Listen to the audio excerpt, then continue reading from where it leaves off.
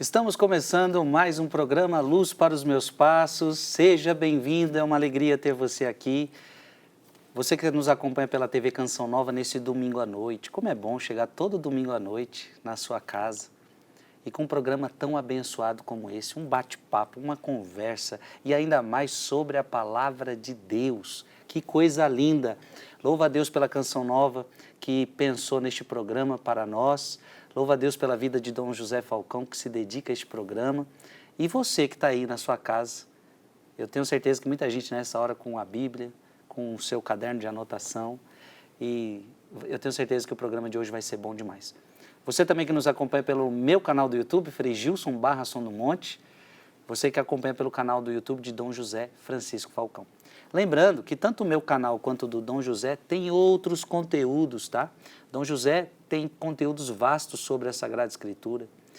Já tem o livro do Gênesis comentado, o livro do Apocalipse comentado versículo por versículo e todos os programas que Dom José faz, assim como no meu, vastos outros conteúdos.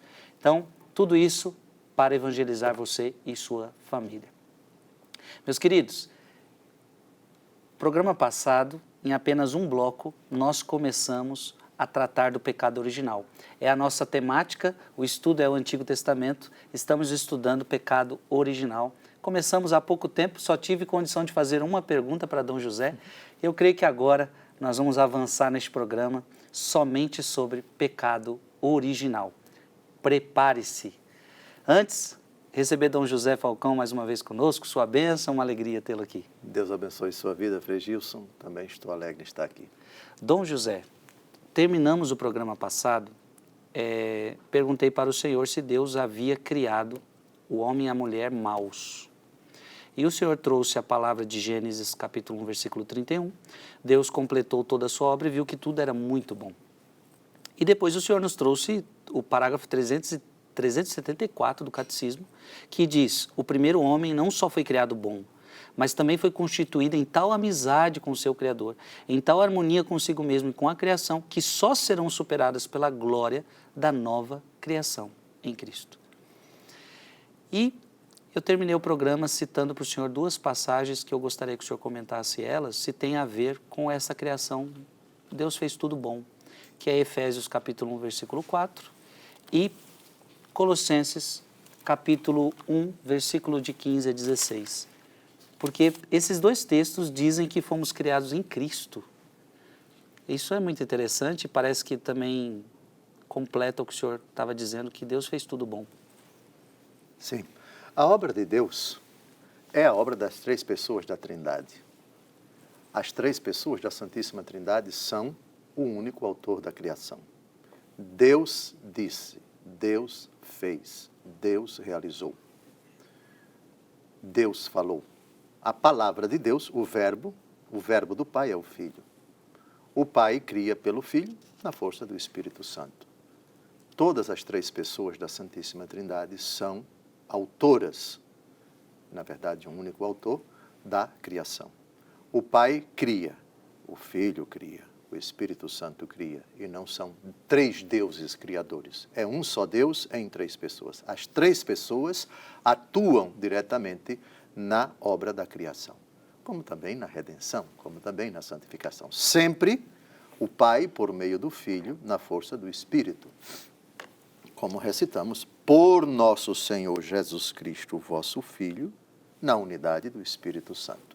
Tudo é obra do Pai, por meio do Filho, na força do Espírito Santo.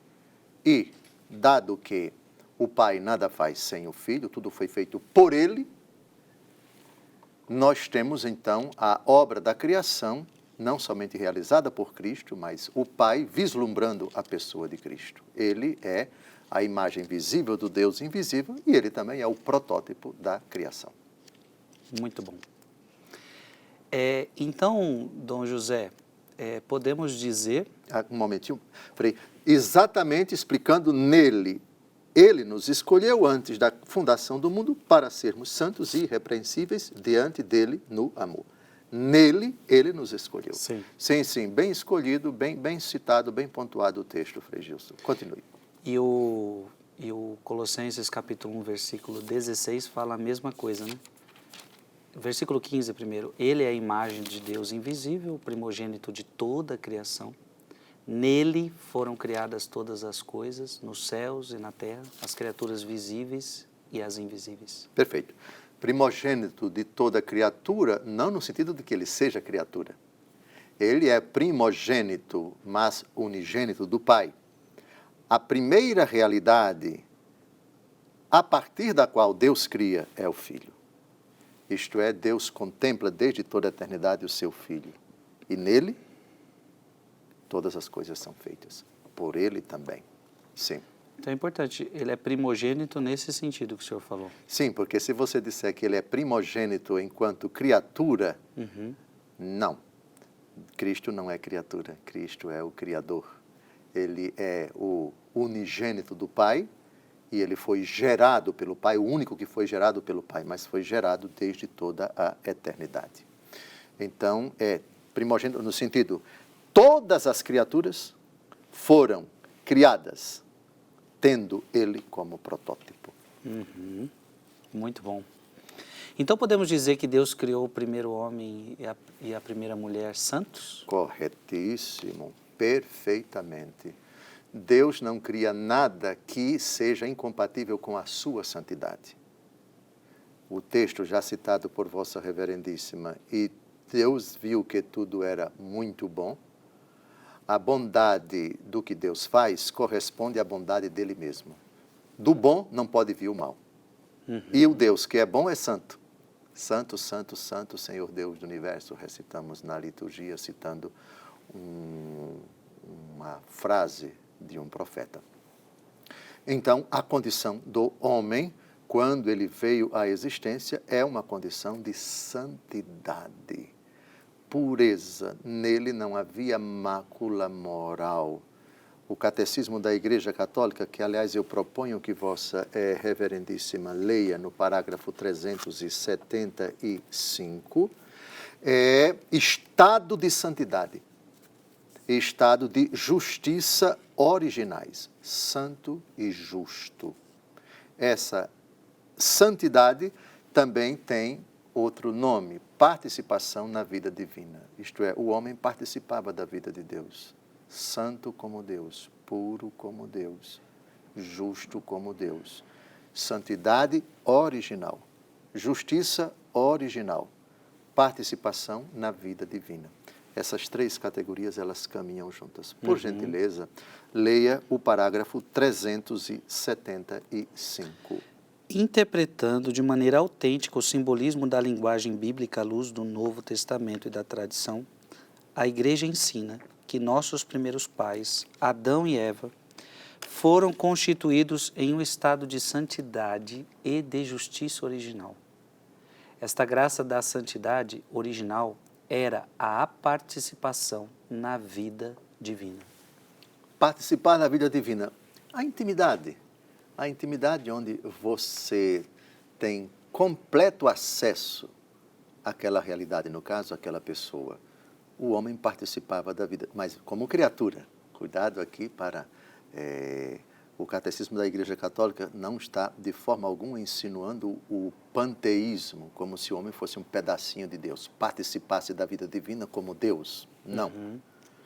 De forma alguma. Mas, como criatura, pura e santa e justa, participava da vida de Deus, puro, santo e justo. E eu posso dizer, Dom José, que o desejo de Deus era que o homem continuasse nesse estado, porque alguém pode pensar que, como se Deus tivesse provocado a queda deles. Provocado não, mas provado sim. Provocado não, porque a provocação significa eu estou incitando você, empurrando você para pecar. Mas provação, prova, sim. O mistério de Deus submeteu o homem à prova. Provocado não. Provocação, essa palavra, ela se aplica ao diabo. Exato. O diabo provocou a mulher, provocou o homem. Primeiro a mulher. E depois a mulher participou, fez com que Adão se tornasse cúmplice dessa aceitação da provocação, isto é, ela entrou no jogo da serpente. Provocação não, provação sim. Deus criou o homem para que ele vivesse sempre. Deus criou o homem para que o homem fosse sempre santo. Deus não criou o homem para que o homem pecasse. Não. Claro, a temática, porque Deus permitiu, porque Deus provou, etc., isso é coisa mais para frente, que a gente não vai colocar o carro na frente dos bois agora. Mas a sua pergunta é importantíssima. Provocação, não. Provação, sim. Sim. Sim. O Catecismo da Igreja Católica acabou de falar que nossos primeiros pais foram constituídos no estado de justiça original. Acabamos de ler aqui, de santidade e de justiça original. E aí o senhor já explicou no que consiste essa santidade, essa comunhão com Deus, a participação na vida de Deus. E o que significa esta justiça original? Perfeito. Quando nosso Senhor Jesus Cristo, no Sermão da Montanha, diz, bem-aventurados os que têm fome e sede de justiça, porque eles serão consolados, etc., porque eles herdarão a terra, verão o reino de Deus, vários porquês ao longo de todo o sermão, sermão das bem-aventuranças. Isso se refere ao próprio Cristo, que é nossa justiça. Num segundo momento, se fala da justiça enquanto preceito e normativa e imperativo sociológico, moral, na convivência humana. Justiça nos relacionamentos da família, do trabalho, da sociedade, etc. Mas justiça primordialmente na Bíblia é essa condição, digamos, de harmonia. A palavra-chave, que, aliás, nós já tratamos ainda há pouco, ao citar o parágrafo 374 do Catecismo da Igreja Católica. O homem em harmonia consigo, em harmonia com a sua companheira e vice-versa, e em harmonia com Deus e com as demais criaturas. Então, o parágrafo 376, que eu peço que Vossa Reverendíssima já vá abrindo, ele traduz uma expressão bíblica que não pode ser interpretada ao pé da letra, da nudez do homem e da mulher, e ambos não se envergonhavam. A frase está aí, Uniceia, por favor. Mostre aí para a gente, Gênesis 2, 25. O homem e a mulher estavam nus e não se envergonhavam. Não havia malícia. Não havia o que hoje nós chamamos de pudor, o despudorado, atentado ao pudor. Essas realidades, elas não existiam. Isto é, o homem estava em harmonia consigo. Por favor, Frei Gilson, agora chegou a vez de Vossa Reverendíssima ler o parágrafo, é pequeno, é bem pequeno, o parágrafo 376 do Catecismo da Igreja Católica. Pela irradiação desta graça, todas as dimensões da vida do homem eram fortalecidas. Enquanto permanecesse na intimidade divina, o homem não devia nem morrer nem sofrer. A harmonia interior da pessoa humana, a harmonia entre o homem e a mulher, a harmonia entre o primeiro casal e toda a criação constituíam o estado dominado justiça original. Pronto, aqui está a justiça original, harmonia. Vamos recordar quais são os âmbitos da harmonia do homem com Deus, do homem consigo e do homem com o seu semelhante. Daí Vossa Reverendíssima entende porque nosso Senhor Jesus Cristo, e esse é o Evangelho da quarta-feira de cinzas. As 3 práticas quaresmais. Oração para restabelecer a harmonia entre você e Deus. Jejum para restabelecer a harmonia entre você e você mesmo. Esmola para restabelecer a harmonia entre você e o próximo. Que lindo, hein? Percebeu aqui? E bem na quarta-feira de cinzas, lembra-te que és pó e aos pó de retornar. Na hora da imposição, perfeitamente. Ou seja, volta ao Gênesis, né? Sim. Então, o pecado introduziu a injustiça. E essa injustiça fez com que os desejos do espírito se tornassem rebeldes aos desejos da carne e vice-versa. O homem está desestruturado, ou pelo menos perturbado, não há mais harmonia, vai haver oposição dentro de si até a hora da morte. A oposição, a rebelião com Deus, o pecado propriamente dito, o relacionamento não vai ser mais pacífico, o homem vai ser sempre inclinado e, às vezes, tentado pelo demônio para se afastar de Deus, para ir para longe de Deus, dar-me a parte da herança que me cabe, ou qualquer outro texto do Novo Testamento, a rebelião, o distanciamento de Deus, e o relacionamento com o próximo. Aí a sabedoria de Jesus. Para você restabelecer essa harmonia, as práticas quaresmais, essas 3 práticas, jejum, oração e esmola. Ou, se você quiser, mortificação, oração e prática de caridade. Então, justiça original é a harmonia interior da pessoa humana, a harmonia entre o homem e a mulher, a harmonia entre o primeiro casal e toda a criação. Perfeito. Isso é harmonia. A palavra é harmonia, essa é a palavra-chave. Agora eu preciso lhe apertar aqui, Dom José, porque o texto trouxe, e eu sei que muita gente ficou com dúvida. Enquanto o ser humano, que é o que está dito aqui no catecismo, permanecesse na intimidade divina, então Deus chamou ele, criou Adão e Eva para permanecer com ele. Aí o catecismo está dizendo que o homem não devia nem morrer e nem sofrer. O que significa, primeiro, esse não morrer? Porque aqui se trata de algo físico ou ele já tratava de uma morte espiritual? Perfeito. Essa pergunta será a quarta, que o Frei Gilson vai me formular. Aliás, ele já falou no programa anterior, se não me engano, dos dons preternaturais. Sim. Posso lhe fazer um pedido? Sim. Vamos esperar a quarta pergunta? Ótimo, ótimo. Mas ela já está formulada aqui na pauta. Porque vocês precisam entender uma coisa. O Dom José, ele prepara as pautas e ele já sabe bastante coisa que vão ser tratadas aqui. E eu sou aquele que vou perguntando. Então, é importante que o senhor faça isso, porque se vai chegar lá na frente, ele vai guardando. Então, eu já tenho 2 perguntas, os dons preternaturais e essa realidade da morte, que então vai sendo respondida. E é bom que vai gerando você essa expectativa. O homem não devia nem morrer e nem sofrer, então vamos tratar isso mais na frente. Vamos tratar, sim. Tá. Mas sobre a sua pergunta, a santidade... A justiça original, né? A justiça original, que é a harmonia. Tratamos da santidade, depois entramos na justiça. A harmonia do homem consigo, do homem com Deus e do homem com a sua companheira e com toda a criação. Santo Agostinho, numa magistral obra chamada A Cidade de Deus, ele discorre sobre isso, isto é, ele diz como era a humanidade antes do pecado. É uma linguagem tão bonita, Frei Gilson, que eu disse, eu não posso deixar de presentear os nossos telespectadores com essa reflexão tão bonita. Me permita introduzir o grande doutor aqui, e acho que parte da pergunta que ele fez de poder não morrer já está aqui, mas ela não vai ser respondida completamente não, porque vai ser respondida na quarta pergunta. Com a palavra, Santo Agostinho.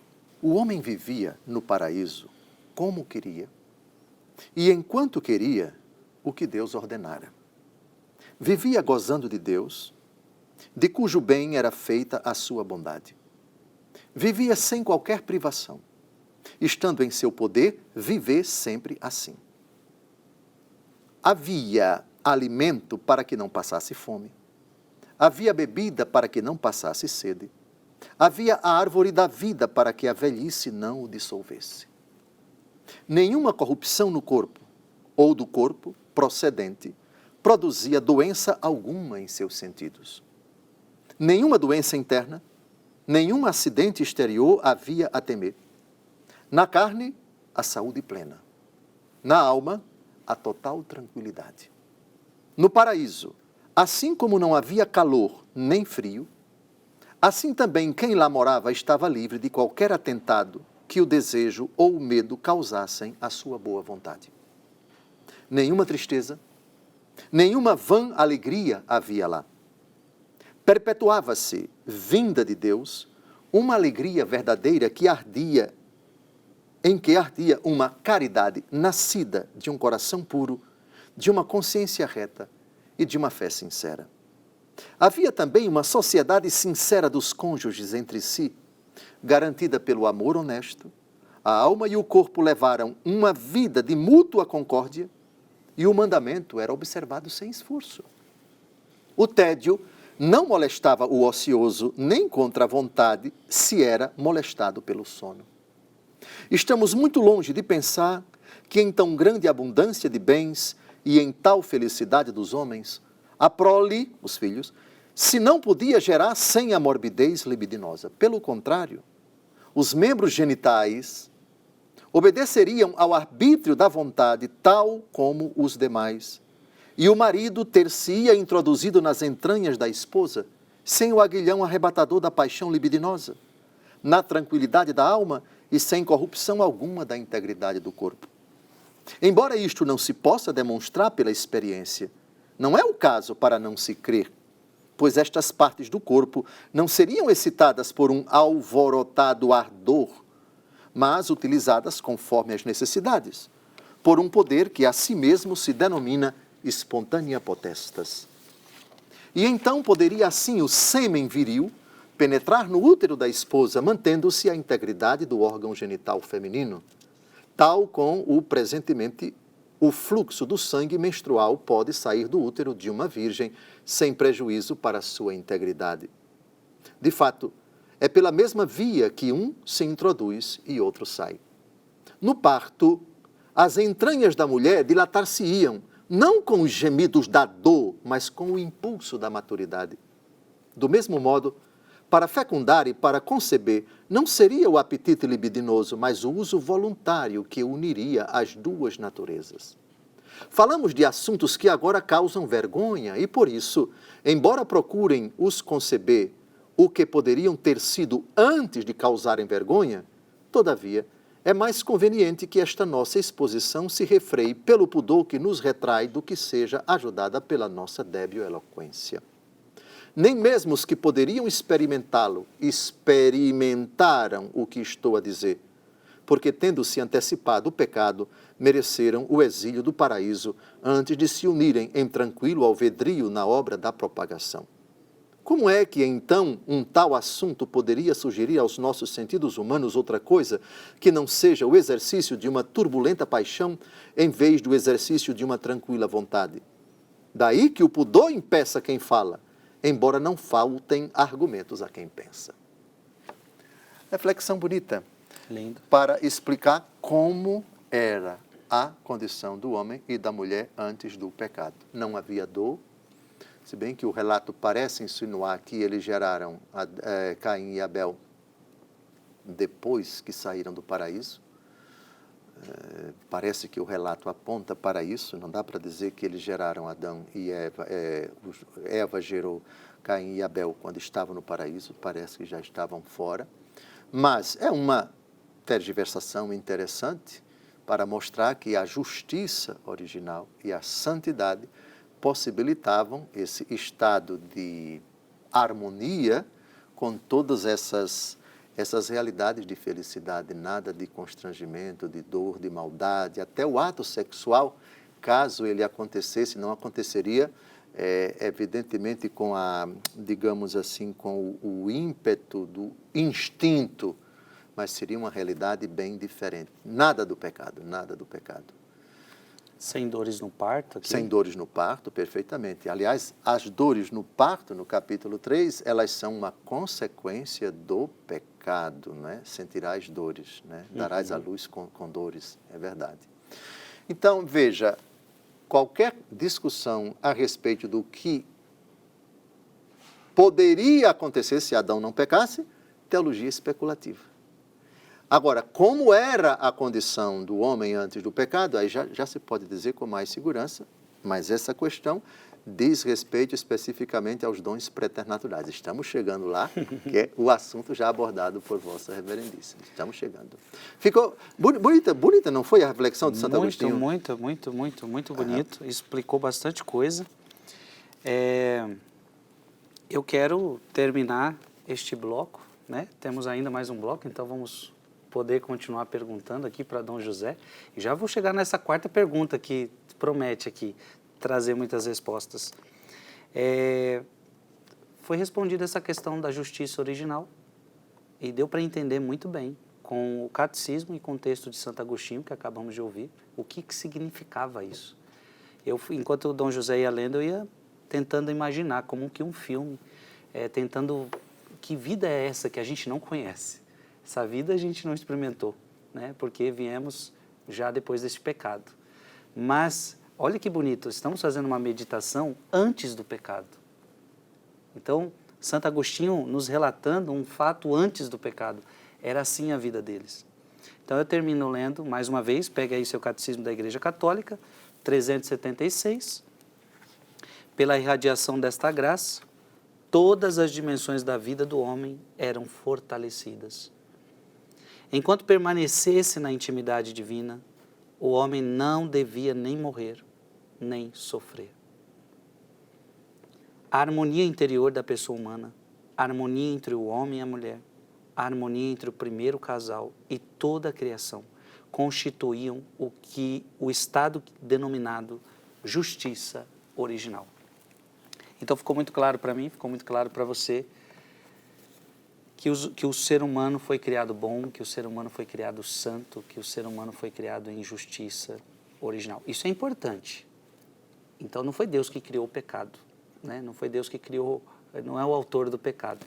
Por isso vamos continuar este programa tirando mais dúvidas e mais esclarecimentos. Então, meu querido irmão, minha irmã, um breve intervalo e a gente já retorna. Que bom que ainda é só o primeiro bloco, então eu ainda tenho mais perguntas a fazer para Dom José sobre essa temática tão importante, pecado original. Deus abençoe, até daqui a pouco.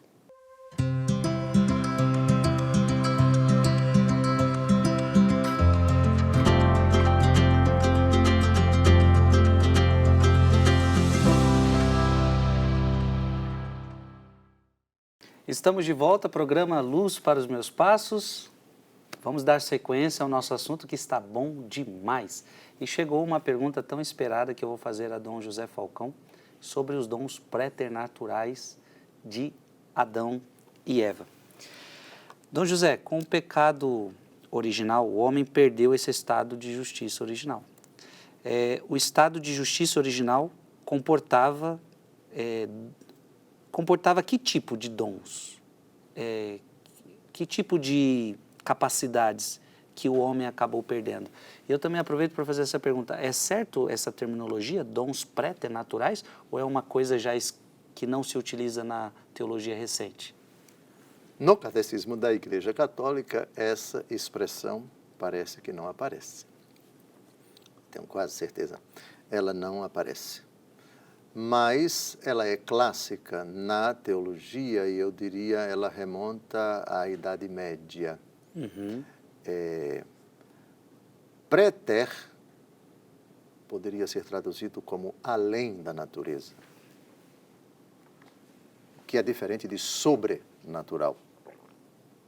Em que isso consiste? Para a gente entender essa expressão difícil, eu me vali do meu professor de Bíblia e também de teologia, já falecido monge beneditino chamado Dom Estevão Bittencourt.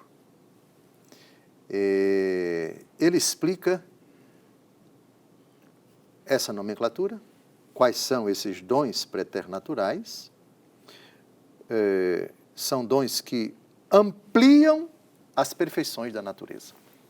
Então você tem a natureza, e essa natureza no estado original ela era ampliada, como que aperfeiçoada, digamos assim, fortalecida, enriquecida, se nós quisermos. Então seria algo além da natureza, uma força especial, uma graça especial, uma capacidade especial, uma condição especial.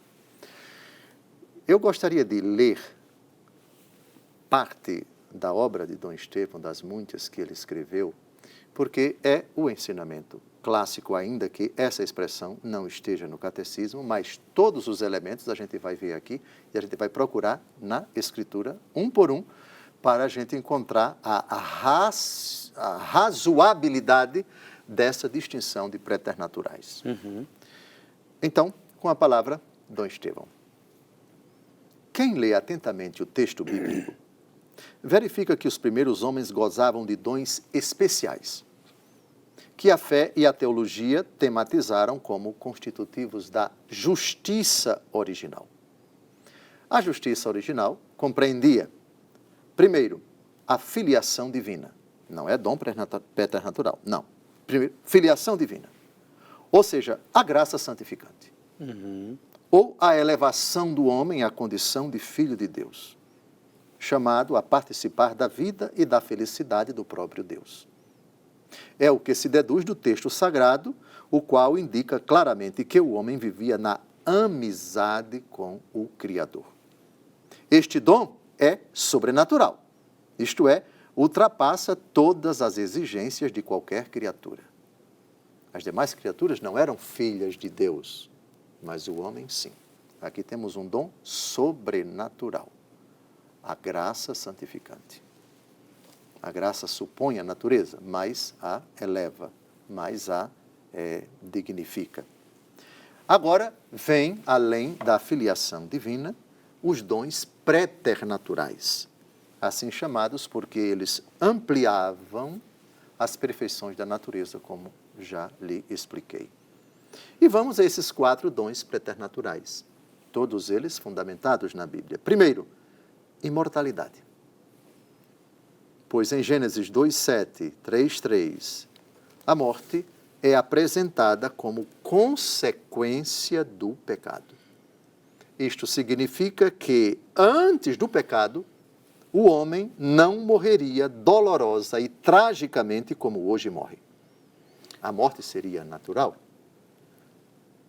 enquanto fenômeno relacionado com o antes e com o depois, mas não teria a tragicidade, a realidade dolorosa de hoje. E a gente vai ver o catecismo dizendo que a morte, num certo sentido, ela é natural. Mas isso é um pouquinho mais para frente. Voltemos a Dom Estevão. Então, imortalidade. O homem podia comer do fruto da árvore da vida, que estava no jardim.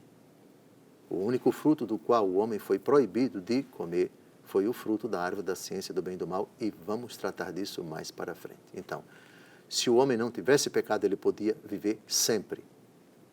E vamos ver como seria essa morte natural. Viver sempre e conjugar o viver sempre com essa morte natural. Mais para frente, Santo Tomás de Aquino vai nos ajudar a compreender isso. Impassibilidade, segundo o dom preternatural, ou ausência de sofrimentos, pois estes decorrem da sentença condenatória de Gênesis 3,16. Dores, trabalhar com suor, a terra vai ser hostil, etc. O sofrimento, ele entra na aventura humana após o pecado. Terceiro dom preternatural, integridade, ou ausência de concupiscência desregrada, visto que os primeiros pais, antes do pecado, não se envergonhavam da sua nudez. Os seus instintos ou afetos estavam em consonância com a razão e a fé. Não havia neles tendências contraditórias. Harmonia. Lembra disso? E o último dom preternatural, a ciência moral infusa, que os tornava aptos a assumir suas responsabilidades diante de Deus. Os dons da justiça original não implicam que os primeiros homens fossem formosos. Teriam sido dons meramente interiores, compatíveis com a configuração rude que as ciências naturais atribuem aos primeiros seres humanos. Ou seja, eles tinham um conhecimento que Deus colocou no coração deles acerca do bem a ser feito e do mal a ser evitado. Não comam desse fruto. O mistério é que, apesar desses dons, o homem pecou. Frei Gilson, eu acho que a linguagem de Dom Estevão foi bastante acessível e acho que ilustrou bem esses dons preternaturais. Depois da sua intervenção, eu queria saber se a gente poderia percorrer os textos da Bíblia para provar esses dons preternaturais. Que está em Gênesis. Sim, Tá. tudo em Gênesis, tudo em Gênesis. Claro que podemos, Dom José. A pergunta que eu tenho para o senhor é o seguinte: é por isso que eu posso então dizer da gravidade desse pecado, porque além de ter, porque nós não temos esses dons aqui, perdemos, então pecamos sem ter essa realidade. Sim. E eles pecam tendo todos esses dons, então eles estão É um mistério. em harmonia, eles não têm sofrimento, eles verdade. têm uma ciência moral infusa. Então é por isso que podemos atribuir uma certa gravidade maior nesse pecado? Grave, muito grave. E um mistério insondável. Um mistério. O mal é um mistério. Como o homem criado e ornado com tantas virtudes, com tantas capacidades, com tantos favores, fortalecido com esse patrimônio, vamos dizer, poder não morrer, poder viver sempre, sem sofrer, sem desarmonia, harmonia completa dentro de si, harmonia com Deus, harmonia com... e cede a essa proposta, a essa tentação. É um mistério. Não dá para você entender sem a fé. São João Paulo II vai dizer que o mistério da impiedade, o mistério da iniquidade, perdão, o mistério da iniquidade só pode ser compreendido à luz de outro mistério, que é o mistério da piedade. E como tal, o mistério, tanto Deus amou o mundo que enviou o seu Filho para que todo o que nele crê não pereça, mas tenha vida eterna, é outro mistério também, que é insondável, só que é do outro lado, né? É o mistério das trevas, o mistério da luz. Não dá para você dizer somente com a razão como é que Deus tenha decidido se encarnar. Deus morto na cruz, veja, é um mistério, somente a fé. Então, mistério enquanto tal não se explica. Vosso Reverendíssimo usou a palavra correta. É de uma gravidade tremenda, porque eu acho que está cercado de uma aura, de um mistério, é um mistério abismal, é um mistério insondável, o mistério da primeira queda. Vamos então conferir na Escritura cada passo desse. Vamos lá. Imortalidade. Gênesis capítulo 2, versículo 7. Os dons preternaturais. Vamos deixar a filiação divina de lado, porque a sua pergunta foi sobre os dons preternaturais. Gênesis capítulo 2, versículo 7, por favor. O Senhor Deus formou, pois, o homem do barro da terra e inspirou-lhe nas narinas o sopro da vida, e o homem se tornou um ser vivente. O hálito da vida. Deus não criou ninguém para morrer. A morte não é obra de Deus. A morte não é iniciativa de Deus. A primeira vez que Deus vai falar da morte para o homem é como possibilidade decorrente de um eventual abuso do livre-arbítrio do homem. Vamos então exatamente no capítulo 3, Versículo 3.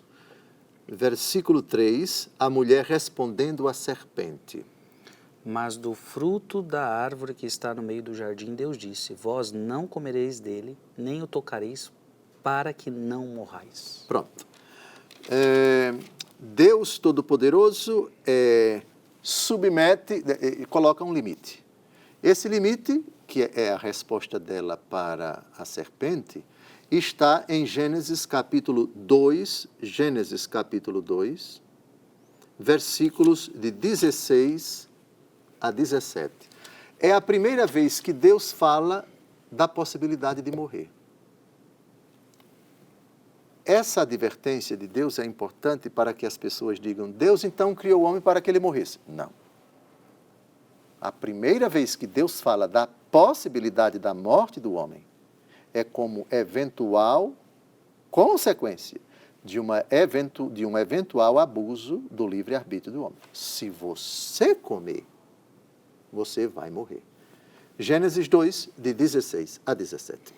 Deu-lhe este preceito: podes comer do fruto de todas as árvores do jardim, mas não comas do fruto da árvore da ciência do bem e do mal, porque no dia em que dele comeres, morrerás indubitavelmente. Pronto. Então, primeira vez que a realidade da morte aparece, o Senhor faz uma advertência. Aqui não é dito que ele quer. Se você comer, você indubitavelmente vai morrer. Essa afirmação do Senhor Deus é importantíssima para que a gente jamais insinue a ideia de que a morte foi querida por Deus e de que Deus criou o homem para que ele morresse. Não, senhor. Agora, Dom José, duas coisas que eu queria perguntar para o senhor. Então, para que fique claro na cabeça de todo mundo aqui, e o que Dom Estevão colocou aqui é interessante. O homem não morreria de uma forma dolorosa e trágica, como hoje morre. A morte sempre está carregada de dor. Mas haveria uma morte natural. Ou seja, quando a gente fala de morte, não é que o ser humano ia viver para sempre nessa terra. Não seria isso, né? Não, de forma alguma. Mais para frente, a gente vai abordar esse assunto com o Catecismo da Igreja Católica. Não vai ser agora, por favor. A morte, num certo sentido, dirá o Catecismo, ela é um fenômeno natural. Certo. Porque se você diz que uma realidade sujeita ao antes e ao depois, portanto, sujeita ao tempo, se você diz que ela é eterna, o conceito de eternidade não se adequa com o conceito de tempo, porque a eternidade não tem nem antes nem o depois. E a experiência revela que entre o antes e o depois você tem a mudança, você tem a alteração. E essa alteração ela não pode ser eterna, está destinada a um fim. Mas como seria esse fim? Esse desenlace da natureza humana num determinado momento, chamemos isso de velhice, senilidade, etc. Não seria, aí é Santo Tomás de Aquino, mais para frente, o Frei Gilson já está adiantando, mas eu respondo, seria sim um desenlace não doloroso, Sim. não traumático, não marcado por esse choque, por esse impacto e também por esse drama emocional, tanto daquele que está partindo quanto daqueles que ficam. Sim, como o homem pecou, a teologia especulativa só vai até aqui. E outra coisa, se o homem não tivesse pecado, não experimentasse desse pecado, seria então uma morte já com uma passagem tranquila para Deus eternamente. Sim, é o que defende Santo Tomás de Aquino. Ou seja, a morte hoje existe sempre um medo. Para onde eu vou? Exatamente. A gente nem sabe. E também a própria realidade de não querer morrer. Exato. Jesus no Jardim das Oliveiras, minha alma está perturbada até a morte. Fiquem aqui e vigiem comigo. Veja, a proximidade da morte, não apenas pelo fato, e isso é um aspecto importante, ele vai ser supliciado, vai ser xingado, ele vai ser agredido, vai receber a coroa de espinhos, vai ser flagelado de forma humilhante, vai ouvir impropérios, etc., vai ser crucificado, o seu corpo vai experimentar dores atrozes, etc., mas a própria realidade, a morte enquanto tal, nem Jesus, Deus encarnado, se tornou imune a esse drama. A proximidade da morte para o instinto da defesa da vida, de querer viver sempre, mesmo sabendo da existência da eternidade, depois do pecado se tornou uma coisa dramática, se tornou uma coisa repugnante, apavorante. Isso, diz a teologia especulativa, especulando aquilo que aconteceu antes do pecado, né? Não estávamos lá, mas essas realidades, a morte, ela seria enfrentada, ela seria experimentada, não como algo doloroso, como algo que causa rebelião, repulsa, pavor, aquilo que Jesus experimentou no Jardim das Oliveiras. Sim. Agora, minha segunda pergunta nesse sentido é o seguinte, Deus fala aqui, o senhor acabou de ler para nós, a gente acabou de ler. Porque no dia em que dele comeres, morrerás. É uma afirmação de Deus, morrerás indubitavelmente. E aí, capítulo 3, a Eva e Adão comem do fruto. É verdade. Só que, fisicamente, eles não morrem automaticamente. Não, automaticamente não. Primeiro eles vão ser expulsos, vão ouvir as sentenças e vão ser expulsos. O Senhor vai colocar um anjo com espada flamejante na entrada do paraíso para que eles não entrem e eles partem. Aí depois vem as cenas seguintes. Eles têm os filhos, depois vem o episódio de Caim e Abel, depois vem Lameque, depois vem que Adão e Eva tiveram filhos e filhas e assim por diante. Então eu posso dizer que o que Deus prometeu aqui para eles, afirmou para eles, vocês morrerão. Significa então que agora, a partir de agora, a sua morte física vai ser dolorosa e que agora também houve morte espiritual, porque você tinha amizade comigo e agora você rompeu com isso e houve uma morte espiritual. Seria isso? Sim, eles perderam a filiação divina. Perderam esse dom sobrenatural, sem dúvida alguma. Por isso que pela fé e pelo batismo, nós recebemos a graça da filiação adotiva. Vós não recebestes um espírito de escravidão para viver no temor. Vós recebestes um espírito de adoção, pelo qual clamamos a Deus pelo nome de Abba, Pai. E se sois filhos, sois herdeiros e assim por diante. O ser humano não batizado não é filho adotivo de Deus. Por isso, necessita do batismo para, e essa é uma das graças do sacramento do batismo, a pessoa se torna filha de Deus. Sim, é uma graça sobrenatural.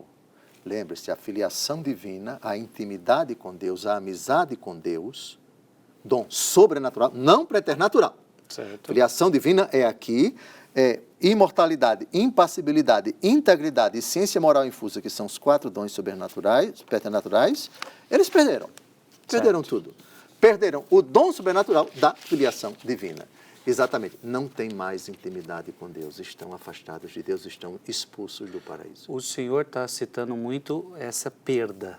Eu já ouvi um grande autor, Léo 13, ele falava justamente isso. O pecado original porque muita gente, às vezes a gente entende como uma mancha, como algo que veio até nós, e ele falava muito ele fala que é mais uma perda. Você tinha algo... As duas coisas. As duas coisas, né? As duas coisas. Você tinha algo e você perdeu, É verdade. né? É verdade, sim. As duas coisas coexistem. Isto é, você nasce manchado. São Paulo vai dizer na carta aos Romanos, capítulo 3, versículo 23, vamos ver a memória. Ele me empareda, e aí é que eu fico... Romanos 3, 23, todos pecaram e estão privados da glória de Deus. Outra tradução, da graça de Deus. É mais bonito, me parece, da glória. Romanos 3, 23, por favor. Com efeito, todos pecaram e todos estão privados da glória de Deus. Privados da glória de Deus. Disse bem, é a Bíblia. Privados. Ou seja, você não tem mais a filiação divina. Para se tornar filho de Deus, fé e batismo. Sim. Então, o pecado original é algo que nos privou de horroroso. Tantas coisas, sim, né? Sim, exatamente. Olha que esclarecimento bonito, né? Então, a gente está tratando de pecado original, então quando fala que você nasce em pecado original, que nós vamos chegar nisso ainda, mas entendeu? Você nasce privado, você tinha a glória de Deus, e aí você nasce privado disso, o pecado nos privou. E de tudo que a gente acabou de ver agora com Dom Estevão Bittencourt. Agora vamos avançar. Ficou clara a questão da imortalidade? Ficou. Muito bem. Vamos agora para o outro dom preternatural que eles perderam, a impassibilidade. Ou seja, eles não sofriam. Impassio, não sofrimento. Impassibilidade. Como é que a gente sabe que antes do pecado eles não sofriam? Porque a primeira vez que o sofrimento vai aparecer na Bíblia é depois do pecado. Sim. Leiam com atenção os capítulos 1º e 2º do livro do Gênesis, você não vê sofrimento nenhum. Agora, no capítulo 3, depois do pecado, vamos a essa realidade pavorosa, é o sofrimento, aí sim. Ora, a gente conclui que o sofrimento aparecendo somente depois do relato da queda, isso significa que antes da queda eles não sofriam. Sim. Porque os capítulos 1º e 2º não fazem qualquer alusão ao sofrimento. Por favor, a partir do versículo 16, sim. a partir do versículo 16. O porém inimizade entre ti e a mulher, entre tua descendência dela, vamos deixar um pouquinho ali de lado, porque é o proto-evangelho, é a primeira vez que se fala do evangelho, dizem os padres da igreja, o primeiro anúncio, né, da vitória de Deus Todo-Poderoso sobre o inimigo, porque aqui é o monólogo do Senhor Deus com a serpente. Vamos deixar um pouquinho mais para frente e vamos tratar agora só do sofrimento do homem e da mulher. Por favor, versículos de 16 até 19. Disse também a mulher: multiplicarei os sofrimentos de teu parto, darás à luz com dores, teus desejos te impelirão para o teu marido, e tu estarás sob o seu domínio. E disse em seguida ao homem: porque ouvistes a voz de tua mulher, e comeste do fruto da árvore, que eu te havia proibido comer, maldita seja a terra por tua causa. Tirarás dela com trabalhos penosos o teu sustento todos os dias de tua vida. Ela te produzirá espinhos e abrolhos, e tu comerás a erva da terra. Comerás o teu pão com o suor do teu rosto, até que voltes à terra de que foste tirado, porque és pó, e pó te hás de tornar. Veja, isso é consequência do pecado. Antes não tinha. Então, o homem era impassível, isto é, não sofria. Era um dom preternatural, ele perdeu.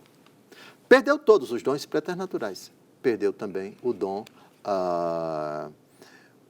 sobrenatural da filiação divina. Só que, com a fé e com o batismo, você restabelece a condição de filho de Deus. Mas os dons preternaturais, veja, a alma é imortal, mas vamos passar pela morte, como consequência do pecado. Lembra-te que és pó. Sim. Integridade, ausência de concupiscência. Perdemos. A concupiscência, ela vai caminhar conosco até o fim da vida. Vamos à primeira carta de São João, para a gente ver que não restabelecemos nem com a fé e com o batismo o dom preternatural da impassibilidade, porque esse dom está presente na minha, na sua, na vida de todo mundo. Primeira carta de São João, capítulo 2, versículo 16 a 17. Porque tudo que há no mundo, a concupiscência da carne, a concupiscência dos olhos e a soberba da vida, não procede do Pai, mas do mundo. O mundo passa com as suas concupiscências, mas quem cumpre a vontade de Deus permanece eternamente. Perfeito. Então, acho que nós terminamos a abordagem dos dons preternaturais. Sim, sim. Gente, muito especial o programa de hoje.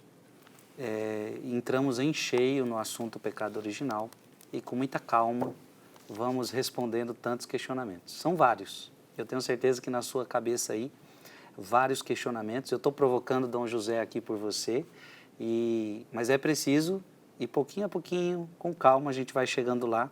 Mas já me respondeu muita coisa. Eu tenho certeza que tem respondido você também.